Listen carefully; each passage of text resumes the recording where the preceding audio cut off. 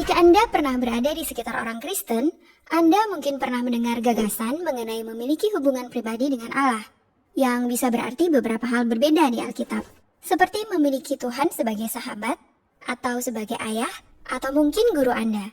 Akan tetapi ada satu hal spesifik yang Alkitab sampaikan mengenai hubungan ini, yang akan kita temukan di mana-mana.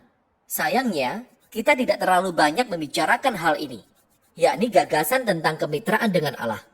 Sebuah kemitraan itu seperti bekerja berdampingan dengan seseorang untuk mencapai sebuah tujuan bersama-sama. Benar, dan inilah yang sebenarnya kita lihat pada bagian awal Alkitab. Allah menciptakan dunia yang baik ini penuh dengan potensi ini. Lalu Allah menetapkan ciptaan-ciptaan yang unik ini, yaitu manusia, sebagai mitra dalam membawa kebaikan dari semua potensi itu lebih dan lebih lagi. Namun manusia tidak ingin bermitra dengan Allah. Mereka memberontak dan mencoba menjadikan dunia dengan cara mereka sendiri. Sehingga kemitraan yang rusak ini adalah penjelasan Alkitab tentang mengapa kita terjebak dalam dunia yang penuh kejahatan, ketidakadilan, dan tragedi kematian. Tidak cuma satu atau dua orang saja yang telah meninggalkan hubungan ini. Dalam kisah Alkitab, setiap orang telah meninggalkan kemitraan dengan Allah. Sehingga yang Tuhan lakukan adalah memilih sekelompok orang yang lebih kecil dari banyak kelompok lainnya. Dan ia membuat kemitraan yang baru dengan mereka yang disebut ikatan perjanjian. Dalam ikatan perjanjian tersebut, Allah membuat janji-janji. Dan kemudian sebagai gantinya, meminta mitranya untuk memenuhi komitmen-komitmen tertentu. Tujuan dari semua ini adalah untuk sedemikian rupa menggunakan hubungan perjanjian ini untuk memperbarui kemitraannya dengan semua orang.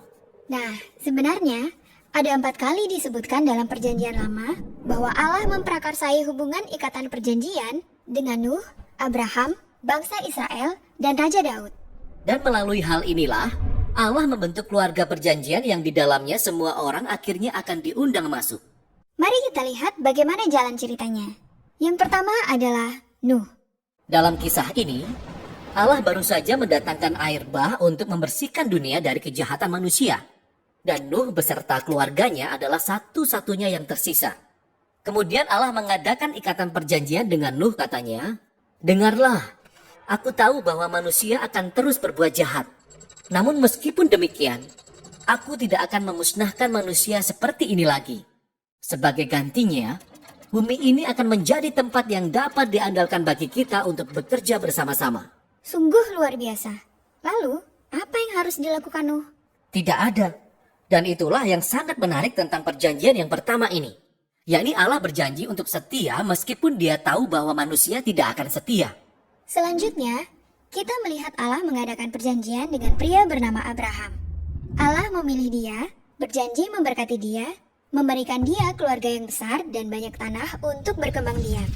Dan sebagai imbalannya, Allah meminta Abraham untuk percaya kepadanya dan mengajarkan keluarganya untuk melakukan apa yang benar dan adil. Alasan sepenuhnya di balik ikatan perjanjian ini adalah Allah mengatakan bahwa dengan caranya, ia akan menurunkan berkatnya kepada semua keluarga di dunia melalui keluarga yang satu ini. Jadi, itulah ikatan perjanjian dengan Abraham. Kesempatan berikutnya kita melihat Allah mengadakan ikatan perjanjian adalah ketika keluarga Abraham berkembang menjadi suku Israel. Dan perjanjian ini berlaku untuk seluruh suku ini.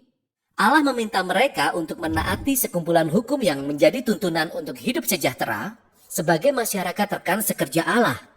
Jika mereka melakukannya, maka Allah berjanji untuk memberkati mereka dan bahwa mereka akan menjadi orang-orang yang kemudian mewakili Dia di hadapan seluruh umat manusia.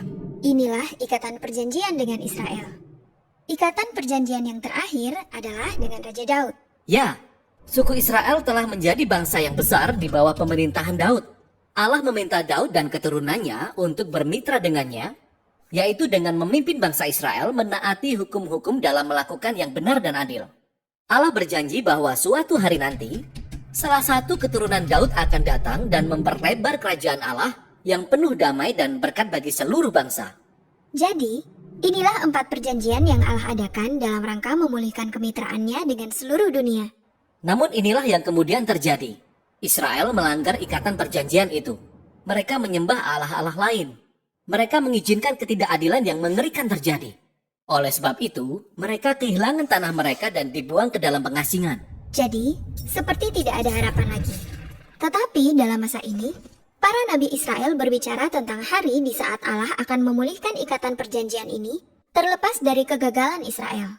Ya, mereka menyebutnya ikatan perjanjian yang baru. Dan sebenarnya inilah yang sangat menarik tentang Yesus. Bahwa dia diperkenalkan dalam kisah ini sebagai orang yang akan memenuhi semua hubungan perjanjian ini. Dikatakan bahwa dia berasal dari keturunan Abraham. Maka dia akan membawa berkat dari keluarga tersebut bagi seluruh dunia. Bahwa dia adalah orang Israel yang setia yang benar-benar mampu mematuhi hukum. Dan dikatakan juga bahwa dia adalah raja dari keturunan Daud. Jadi, dialah yang akan memperlebar kerajaan Allah yang adil dan damai bagi semua orang. Itu sungguh luar biasa untuk satu orang. Ya, hal yang disoroti adalah klaim yang mungkin paling mengejutkan dari semua klaim yang dibuat tentang orang ini. Bahwa Yesus bukan sekedar manusia, namun adalah Allah menjadi manusia. Allah melakukan ini untuk menjadi mitra ikatan perjanjian yang setia itu. Yang seharusnya menjadi tugas kita. Namun kita telah gagal untuk melakukannya. Dan melalui Yesus, Allah telah membuka jalan bagi setiap orang untuk masuk ke dalam kemitraan yang telah diperbarui bersama dengannya.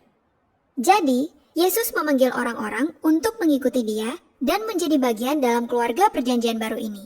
Dan tanpa menghiraukan kegagalan mereka, Yesus berkomitmen untuk menjadikan mereka mitra yang akan menjadi setia lebih dan lebih lagi. Kisah Alkitab berakhir dengan sebuah penglihatan mengenai dunia yang sepenuhnya diperbarui penuh dengan kebaikan dan kedamaian. Dan di sana terdapat umat manusia yang telah diperbarui, bermitra bersama-sama dengan Allah untuk mengembangkan kebaikan dari ciptaannya. Jadi akhir dari kisah Alkitab sungguh merupakan sebuah permulaan yang baru.